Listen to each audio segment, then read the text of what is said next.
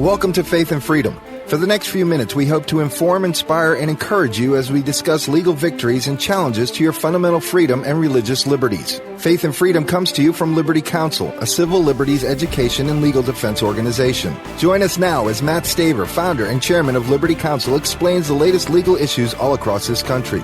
In the courtrooms of America, Liberty Counsel is winning the battle for your constitutional freedom. By June of this year, the United States Supreme Court will decide the issue of same-sex marriage arising out of two cases that were recently argued, Proposition 8 out of California and the Federal Defense of Marriage Act. I am Matt Staver, founder and chairman of Liberty Counsel. Joining me is Matt Barber, vice president of Liberty Counsel Action. On these particular cases, Liberty Counsel filed two amicus briefs before the High Court. We've litigated over 50 of these cases involving the definition of marriage since 2004. Matt, these cases are going to be huge in terms of the outcome, and frankly, we just don't know which way the court's going to ultimately rule as a result of these cases. I thought I knew which way the court was going to rule in the Obamacare case in 2012. Obviously, everyone was shocked by Chief Justice John Roberts' change of vote during the writing phase. So we really just don't know which way the court's going to go in these cases. Yeah, in this case, I don't want to fool me once. I don't want to walk in with high expectations as I did with the Obamacare case and be disappointed. So I'm certainly lowering my expectations on this case. Matt, these are two of the most important cases of our time, of America's history, frankly. This is right up there with the Dred Scott decision and with Roe v. Wade, the two twin bookends, really horrific rulings in our case. This could either be a chance for the courts, the judicial system to redeem itself and to show itself and show fidelity to the United States Constitution if they rule that that it is permissible for states and certainly for the government to simply secure the age-old institution of natural marriage as it has always been. If they rule the wrong way on this, then the credibility of the Supreme Court and certainly our judicial system is out the door. Well, the credibility of the Supreme Court has been called into question a long time ago with Roe versus Wade on January 22, 1973. I think that was the major break in the Supreme Court's veneer, the crack in the veneer, if you will. It really showed at that point in time that there are justices on the court going back to the 1970s that really could care less about the Constitution. And it really undermines the rule of law when the court ultimately votes just to vote, irrespective of what the Constitution says. Everyone now knows, and even liberal commentators who are in favor of abortion say that there is no constitutional right to same-sex marriage. It was invented out of whole cloth. You have to have this idea that the Constitution doesn't really mean what it originally said, and it's irrelevant what it originally said, that we're going to interpret it by our own values today. Essentially, the contract doesn't really mean what it says. And if you were to do that in contracts, you would ultimately undermine business, because no one would enter into a contract if the terms ultimately changed based upon the passage of time. It makes no sense. There is a way to change the Constitution. It's through the amendment process. It's not through justices or judges trying to invent new social policies. That's it. They have a choice. They can either be arbiters and interpreters of the rule of law and the Constitution, or agents of radical social change. And with the Roe Court, we know they were agents of radical social change. And there is a push, a major political public relations push to try to influence the court to not just change, but to radically deconstruct, essentially destroy the institution of natural marriage by opening the floodgates to all form of perverse relationships. We talk about this in a brief that Liberty Counsel put together, that there is no justification for not allowing polygamous marriage, adult incestuous marriage, and all kinds of different weird communal marriage relationships and so forth, if ultimately some weird amalgam of love, some vague concept of love and consent are the only parameters required for marriage, then anything goes, Matt. If you ultimately say that two men, two women can marry and have the same legal protection as man and woman, husband and wife, that we've known through natural understanding and through millennia of history, then you've deconstructed marriage. It really means nothing anymore. And the next person can come along and say, well, I have an affinity to people of the opposite sex as well as to the same sex. Bisexual. So therefore they're bisexual, and consequently you have polygamy there. That's what you ultimately have. Or some other kind of polyamory where you have group marriage. It literally deconstructs marriage.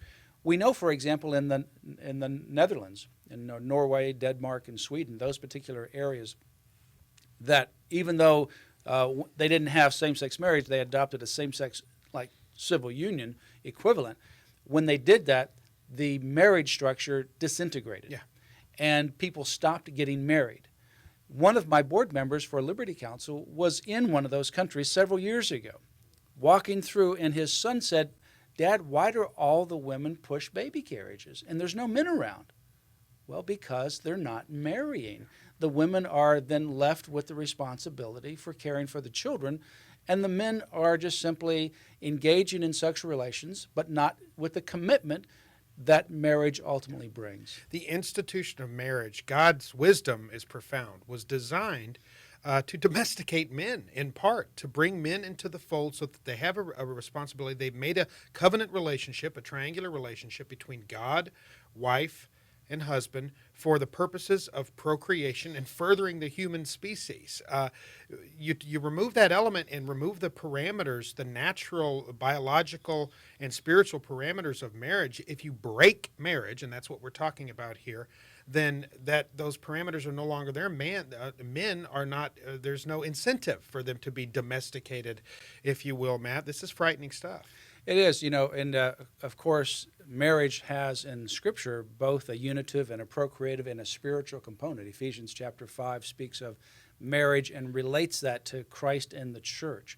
There is a significant component that a marriage will ultimately, if it's deconstructed, be very detrimental to our society. It will ultimately hurt children because as a policy matter, it'll say that the government's highest stamp of approval means you don't need dads, that boys don't need fathers. Same-sex marriage says that children don't need moms and dads.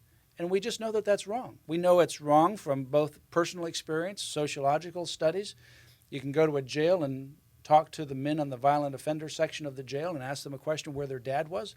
The dad wasn't around. There's a correlation between fatherlessness and these young men engaging in juvenile crime and eventually later even more violent crimes. Matt, I've often used an analogy here. People say, and this is a red herring, how does my gay marriage hurt your marriage? That's not the issue. We're talking about the institution of marriage, Matt. And, if you introduce counterfeit money, for instance, into commerce, it devalues the dollar. If you introduce counterfeit marriage into society, it devalues the institution of marriage.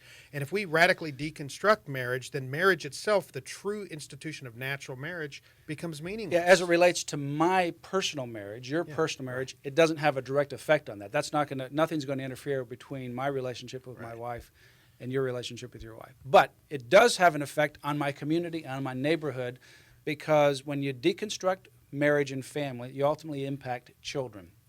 You ultimately make marriage less valuable. Marriage is not some institution where people then are supporting. You have breakup more easily of families. You have people that just simply don't get married. You have children out of wedlock. All of that economically depresses society.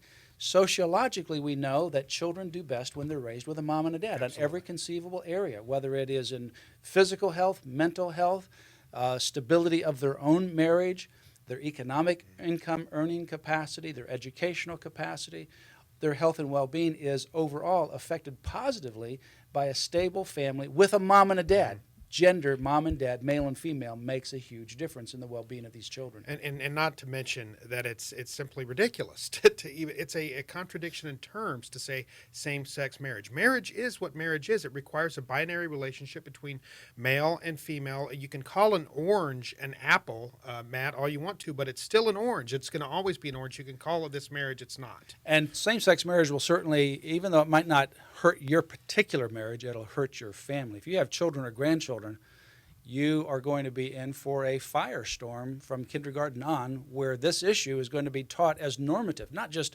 tolerance, but actual practices of homosexuality and all kinds of other deviant activity, including now transgenderism or transsexualism.